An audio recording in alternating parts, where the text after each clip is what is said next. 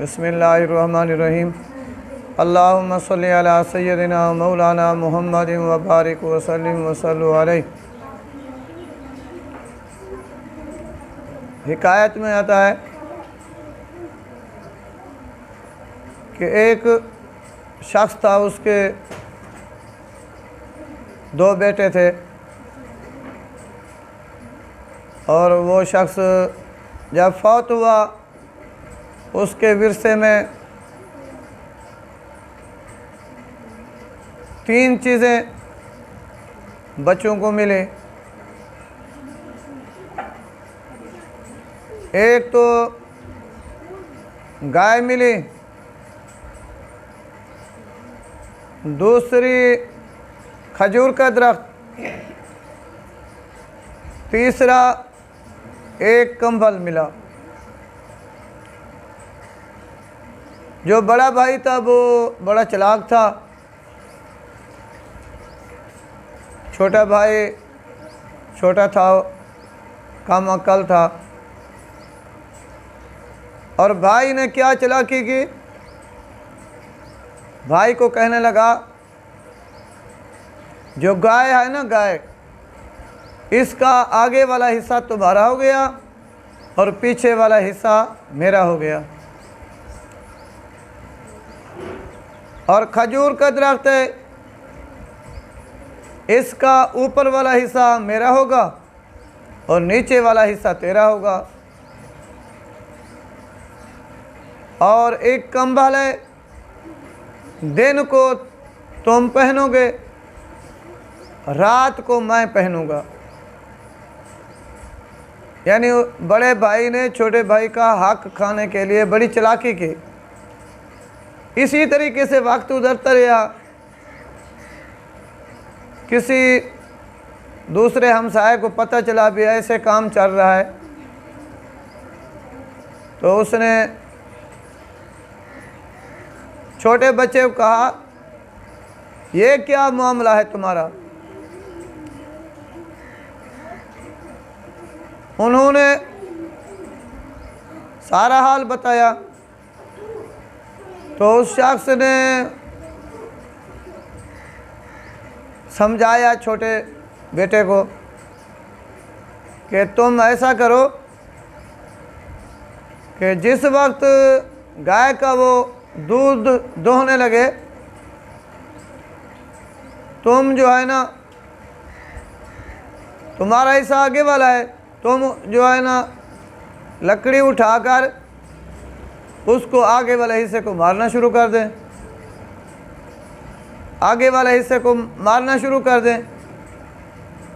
तो भाई बोले, भी ये क्या कर रहे हो? तो तुम कहना कि मैं अपने हिस्से को मार रहा हूँ, तुम्हारा क्या इसके वास्ते से? अगर वो खजूर के ऊपर चढ़े तो फिर नीचे वाला हिस्सा तुम्हारा होता है, तो तुम कुल्हाड़ा लेकर नीचे वाले हिस्से को काटना शुरू कर देना। और इसी तरीके से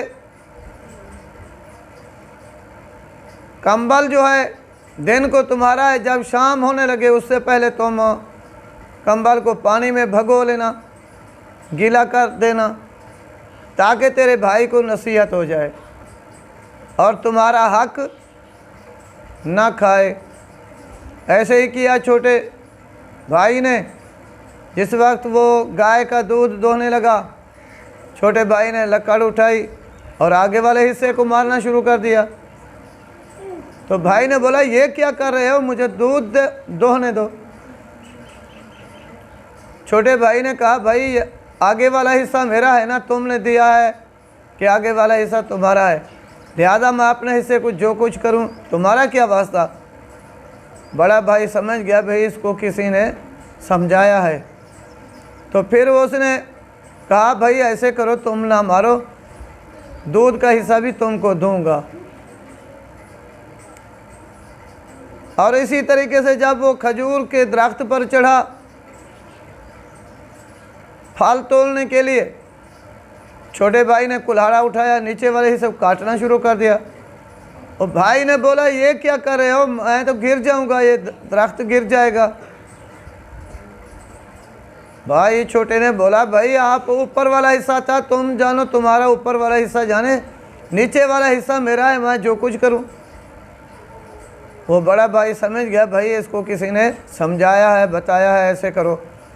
तो वो कहने लगा, भाई आप खजूर को ना काटें, दरख्त को ना काटें, मैं फाल तोड़ूंगा, आधा हिस्सा तुम्हारा आधा मेरा।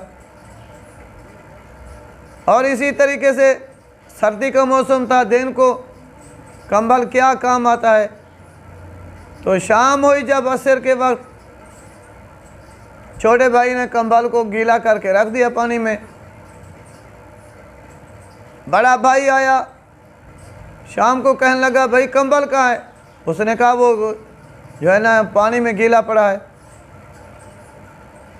तो उसने कहा, ये तुमने क्या किया, सर्दी की रात है, मैं कैसे सोऊंगा। तो छोटे भाई ने कहा, भाई आपने खुद बोला दिन को तुम्हारा है, रात को मेरा है, मैं दिन को चाहे जो कुछ करूं उसके साथ मेरी मर्जी है। तो फिर बड़े भाई को समझ आ कि भाई किसी का हक खाना अच्छा नहीं है, मैं जो कुछ किया वो सही नहीं था। लिहाजा छोटे भाई को बिठाकर समझाया, अब ऐसा नहीं करना, ऐसा करेंगे कि कंबल रात को दोनों इकट्ठे पहनेंगे। यानी ऐसे ही काम चल रहा है, जो बड़ा होता है वो छोटे का हक खाता है, छोटा देखता रह जाता है। तो लिहाजा हमें चाहिए, बड़ों को चाहिए छोटे का हक ना खाएं और उसको पूरा पूरा हक दें, चाहे फसल में से हो, चाहे घर में से हो, चाहे रिज़्क में से हो, जो कुछ भी अनाज है, घर है, ज़मीन है और इसी तरीके बाग बगीचे हैं, तो ऐसा किया करें कि छोटे भाई का हक ज़रूर दिया करें। अल्लाह ताला मुझे और आपको अमल करने की तौफीक अता फरमाए। आमीन सुम्मा आमीन।